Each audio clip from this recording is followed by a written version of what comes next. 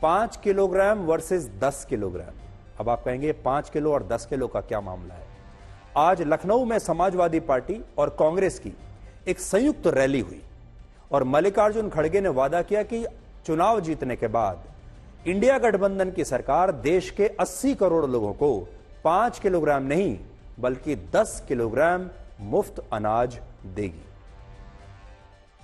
तुमने तो कुछ भी नहीं किया, लेकिन मैं इतने 80 करोड़ लोगों को खाना, आप 5 किलो दे रहे हैं ना। हम गठबंधन की सरकार अगर आएगी, हम 10 केजी देंगे, 10 केजी। पहले का जो भी है वो तो है, लेकिन 10 केजी हम देंगे। और ये गारंटी के साथ इसलिए कह रहा हूं कि हम जो करे हैं, अब कर्नाटक में हम किए और तेलंगाना में हमने किया, हम तो स्टेटों में किए।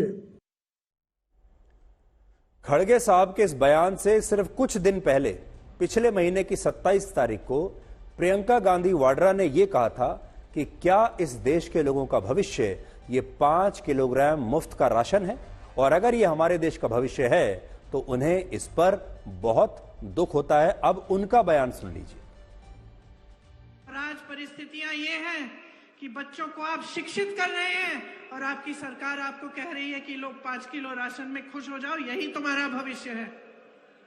क्या इस 5 किलो राशन से आपके बच्चों का भविष्य बनेगा? क्या वो अपने पैरों पे कभी खड़े हो सकेंगे? तो ऐसा लगता है कि प्रियंका गांधी वाड्रा और मल्लिकार्जुन खड़गे आपस में शायद या तो बात नहीं करते या ये रणनीति नहीं बनाते कि उन्हें एक जैसे बयान देने चाहिए।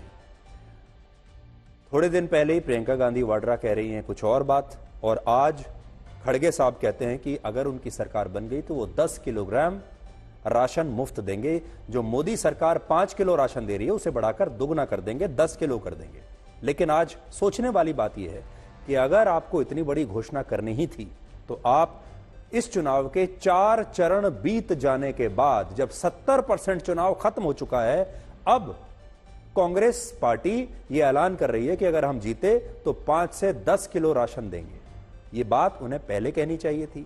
चुनाव शुरू होने से भी कुछ हफ्ते पहले यह ऐलान कर देना चाहिए था, तब तो उन्हें कुछ फायदा भी होता। इसलिए चुनाव के 70% चुनाव के खत्म होने के बाद यह घोषणा करना आज कुछ समझ में नहीं आया।